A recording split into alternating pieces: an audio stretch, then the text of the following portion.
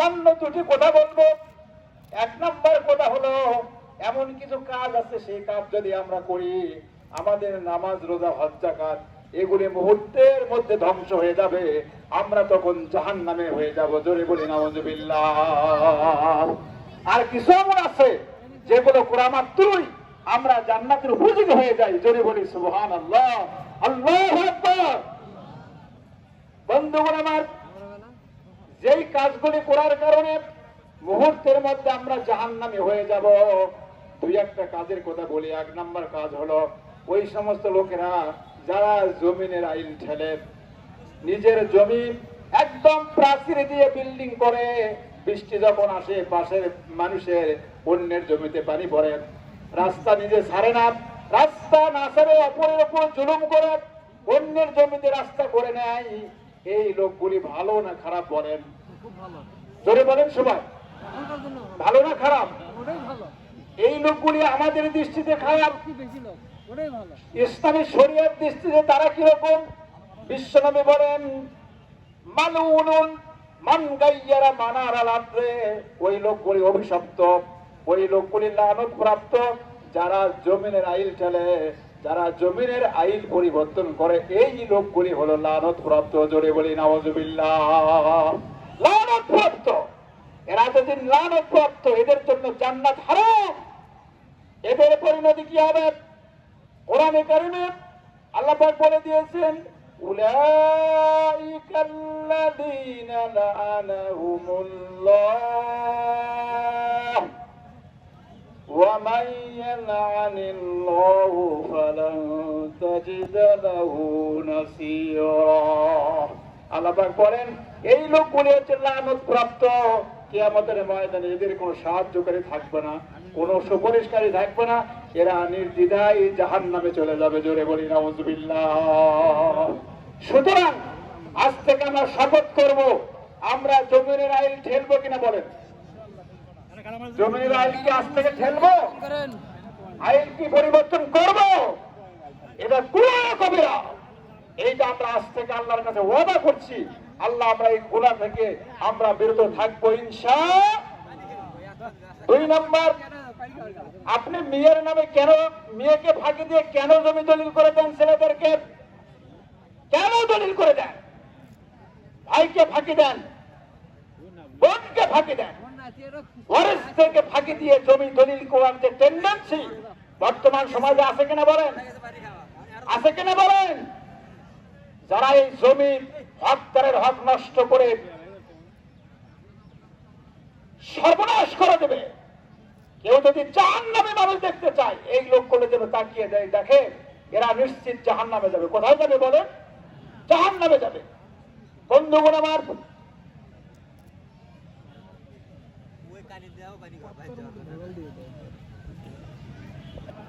জলের সৌন্দর্য শুধু বলেন, এরা ভালো মানুষ না খারাপ মানুষ?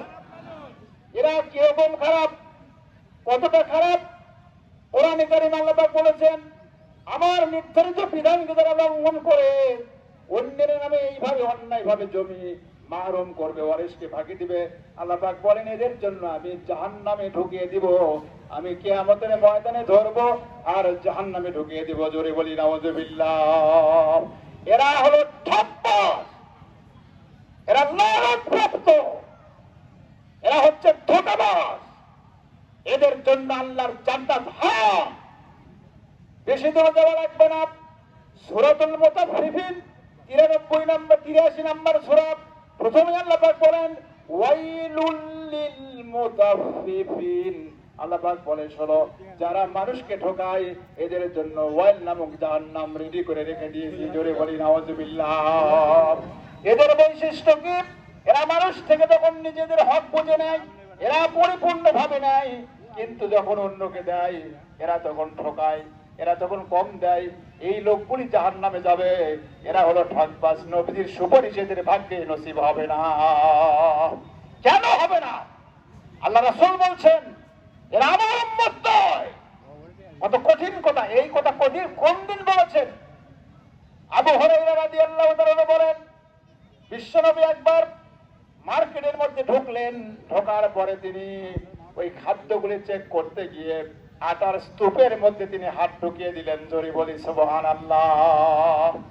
আটার মধ্যে ঢুকে দিয়ে হাত বের করে দেখেন হাত ভিজে গেছে। উনি বললেন, মা হাজি তম, এই খাদ্যের মালিক কোথায়? এই দোকানদার কোথায়? বেচারার সামনে চলে আসলো। নবীজি বলছেন, আটার ভিতর ভিজে কেন? থরথর করে কাঁপতেছে। এই লোকটা বলছেন, ইয়া রাসূলুল্লাহ, বৃষ্টির পানির কারণে এই আটাটা ভিজে গেছে। নবীজি বলছেন, আটার বৃষ্টিতে পানি, বৃষ্টির পানিতে আটা উপরে ভেজে না ভেতরে ভেজে? আপনারা ওয়াজ বুঝতেছেন তো? বৃষ্টির পানি হলে আটার উপরে ভেজে না নিচে ভেজে? কিন্তু ঘটনা ঘটলো কি, আটার ভেতরেই পানি। এটা ওই ব্যক্তির মতো, আপনাদের সামনে আগে বলেছি, এক ছেলে ওই লিচু খাবে, কিন্তু ওই বাড়িওয়ালা পাহারা দেওয়ার কারণে লিচু খেতে পারে না। হঠাৎ করে বাড়ির মধ্যে গেছে, ওই লিচুর গাছে উঠে গেছে। ওই বাড়ির লোক টের পেয়ে দ্রুত বেরিয়ে আসছে। এই লিচুর গাছে কে? কয়, ভাই রাস্তা ভুলে এখানে উঠে গেছি। রাস্তা ভুলে মানুষ লিচুর গাছে উঠে, এই জন্য তাড়াতাড়ি নামতেছি। কথাকে বুঝতে পেরেছে? নবীজি বললেন, সব তুমি যদি এই ভিতরের আটা যদি তুমি উপরে রাখতে, মানুষ দেখে শুনে কিনতে পারতো। আজকের দিনে একটা প্রজ্ঞাপন জারি করলাম, শোনো, মান গাসসানা ফালাইসা মিন্নি, যারা মানুষকে ধোঁকা দেয়, আমি নবী বলছি এরা আমার উম্মত নয়। কিয়ামতের ময়দানে কলিজা ফেটে যেতে থাকবে।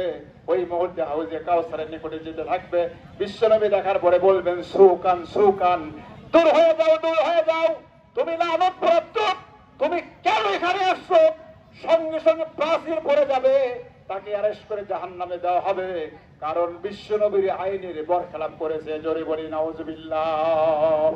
বন্ধুগণ আমার, হকদারের হক যে নষ্ট করে, এত বড় খারাপ মানুষ, এত বড় খারাপ, বিশ্ব খারাপ, এই লোকটার সঙ্গে কোশ্চেনকালেও বন্ধুত্ব করা যাবে না, আত্মীয়তা করা যাবে না, এই লোকের সঙ্গে কারো কোনো সম্পর্ক রাখা যাবে না।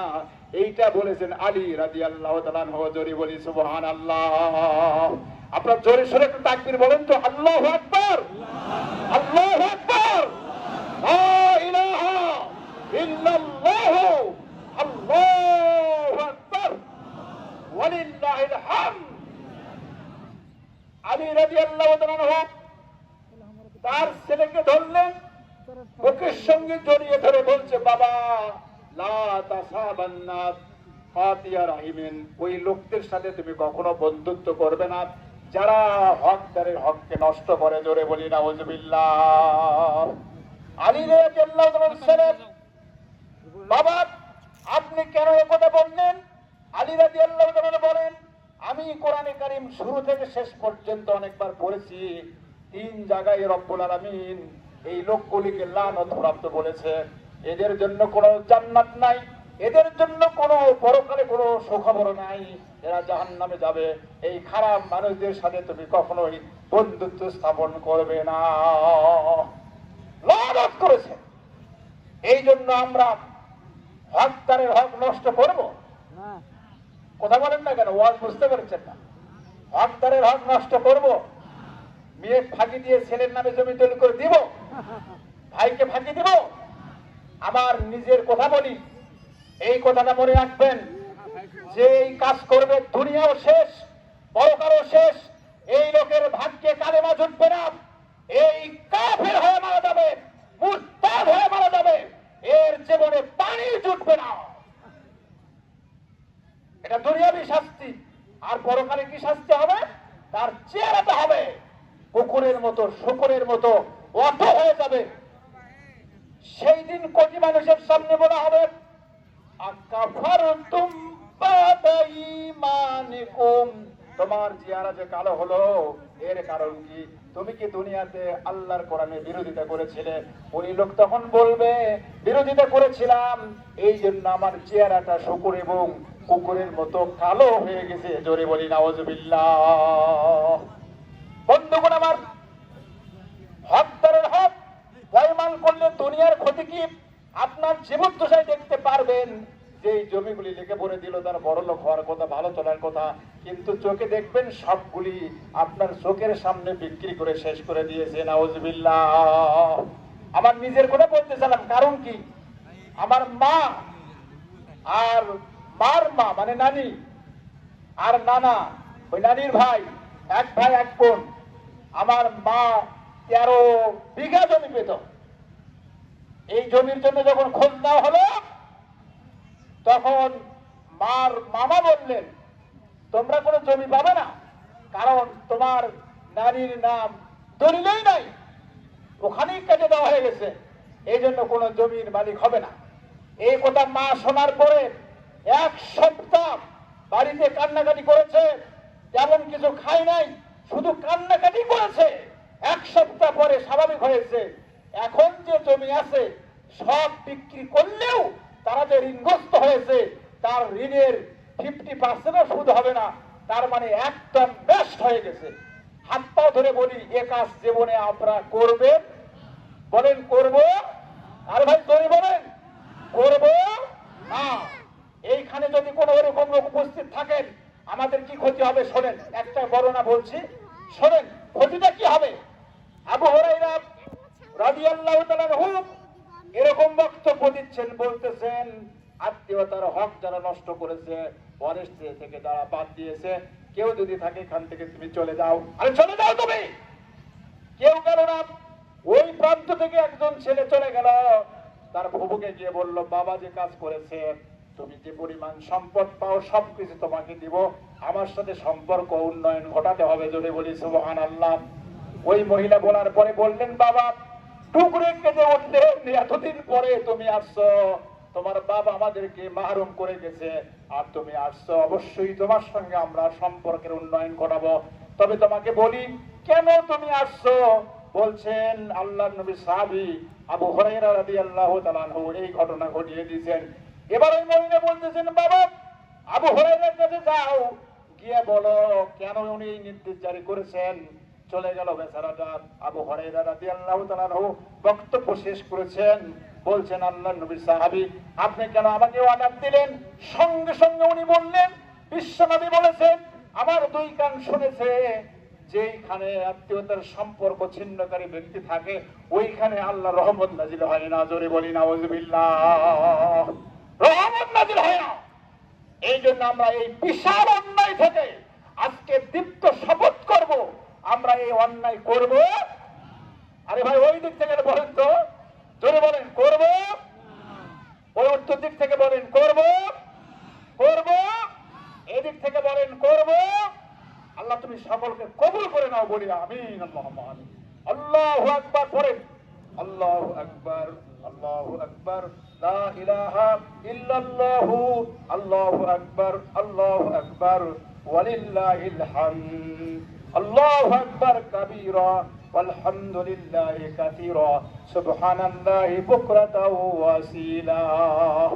আমরা খারাপ মানুষ হতে চাই না, আমরা ভালো মানুষ হব। জোরে বলেন ঠিক কিনা? আর এমন কিছু আমলের কথা বলবো যে আমল করলে পরে আমরা জান্নাতি হয়ে যাব। জোরে বলি সুবহানাল্লাহ, জোরে বলি আলহামদুলিল্লাহ। বিশ্বনবী বলেন, শোনো, কিয়ামতের ময়দানে আল্লাহ রাব্বুল আলামিনের ভিআইপি গ্যালারি থাকবে। ওই গ্যালারির মধ্যে 7 শ্রেণীর মানুষ থাকবে। জোরে বলি কয় শ্রেণীর? আরো জোরে বলি। আচ্ছা আপনাকে কষ্ট পাচ্ছে? এখনো কি শেষ করে দিব নাকি? আর 2-4 মিনিটের সময় দেন আমাকে। রাজি আছেন ইনশাআল্লাহ? আরে ভাই আমি এখানে আসছি আপনাদের মোহাব্বতে।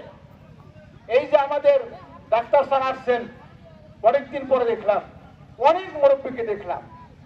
আমি দুর্ভাগ্য, এই জাতি হতভাগা জাতি। গত বছর আপনারা আমাকে কত হাদিয়া দিয়েছিলেন, কর্তৃপক্ষ এখানে আছে, আমি বাড়ি যাই নাই, ফেসবুকে লেখা হলো এত হাজার টাকা এই বেদাতি মৌলবি নিয়ে গেছে। ওই ব্যক্তি যদি আমি পাই অক্ষুণ করে ছাড়বো, আমার জেল হয় জরিমানা হোক, আমি এটা মেনে নিব। আরে তুমি কিসের আন্দোলন করো? তোমার কিসের সই হাদিস?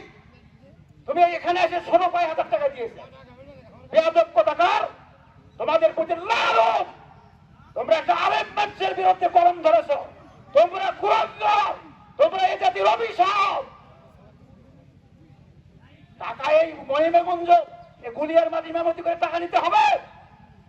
আমার বগুড়াতে একটা মাঠ আছে, 2 বছর হলে তারা রিকোয়েস্ট করতেছে, আমার বাড়িতে কার নিয়ে যাবে, কারতে নিয়ে আসবে, আমার বাড়িতে পৌঁছে দেবে। 50,000 50,000 টাকা। তারপরে বলেছেন হুজুর চাই কি, তাও আমাদের মাঠে নামাজ পড়াতে হবে। এখানে প্রথম সারির যারা কমিটি আছে কয় লাখ টাকা হাত দেয় শোনেন আপনারা। আমার নামে মিথ্যা প্রচার দেওয়া হলো কেন? এই লোককে আপনারা বাইরে করে মহিমগঞ্জ ধরে আমার খবর দিবেন। 1 তারিখ না দেওয়া পর্যন্ত আমি আর কোনো ক্ষমা করব না। আমি ক্ষমা করব না। আমার জন্য কেন সেই অন্য একটা মানহানিকর কথা তুলল? আমি যতগুলি ওয়াজ করি আপনারা বলেন, এমনও সভা করেছি 1 টাকা আমাকে দেয় নাই, আজ পর্যন্ত তাকে বলি নাই। আমি জামালপুর ওয়াজ করতে গিয়েছিলাম, কর্তৃপক্ষ টাকা দিয়েছে, কিন্তু যার হাতে দিয়েছে তাই ওখানে মেরে দিছে। আমি বাড়িতে আসার পরে ফোন দিয়ে বলছেন যে হুজুর আপনাকে কত টাকা দিছে? আমি বললাম এই পরিমাণ দিয়েছে। আমি বললাম দেখিনি, গুনে দেখি। বললাম উনি এত কষ্ট পারেন। উনি বললেন হুজুর আপনার জন্য বাজেট আরো আছে, সাথে সাথে বিকাশে ফেলে দিল। কি পেয়েছেন আপনারা? আপনারা প্রতিবাদ করবেন, অবশ্যই করবেন। করবেন কিনা বলেন? এত বড় কোথায় টাকা দেওয়ার নাম নেই। আমার বিরুদ্ধে ফেসবুকে তোমরা দেখো, বুকের পাতা থাকলে আমার সামনে আসো। তোমরা এই যাবত যত ফতোয়া দিয়েছো সবগুলি রং প্রমাণিত হয়েছে। টাকা দিয়ে ভেতরে দিলে হবে না, এটা তোমার বাবার কথা, এটা হাদিসে আসছে। এই টাকা দিয়ে ভেতরা দেওয়া এটা হলো সুন্নতে সাহাবা। জোরে বলি সুবহানাল্লাহ, জোরে বলি আল্লাহু আকবার। ফতোয়া দিলে তোমরা পরে আমার বিরুদ্ধে আসন করে এখানে আসো, আমি হাদিস দেখাতে পারবো। এই কিতাব কিনতে 26,000 টাকা লাগছে।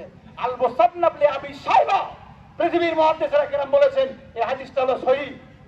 আর তুমি চাল দিয়ে বলো আমাদের গুনাহ হবে, আমরা গুনাহগার হব। একটা হাদিস দেখাও। কথা বললি তোমরা মনে করো যে বিলাল বিন নোয়া বেদাতি। বেদাতি হাদিস কোরআন নিয়ে চলতেছি। আজ পর্যন্ত একটা যতগুলি মাসলা লিখেছি, আজ পর্যন্ত একটা মাসলাও উত্তর করতে কেউ পারেনি। জোরে বলি সুবহানাল্লাহ, জোরে বলি আলহামদুলিল্লাহ। 15 বছর মহিমগঞ্জে ছিলাম, এখানে কোনো ফেতনা হয় নাই। ফেতনা নতুন করে শুরু হয়েছে। যে ওসমানী আজানকে বিদাত বলবে, তার শক্তি থাকলে তার জীবন বাম হাতে ধরে ছিঁড়ে ফেলে দিবেন। পারবেন কিনা বলেন?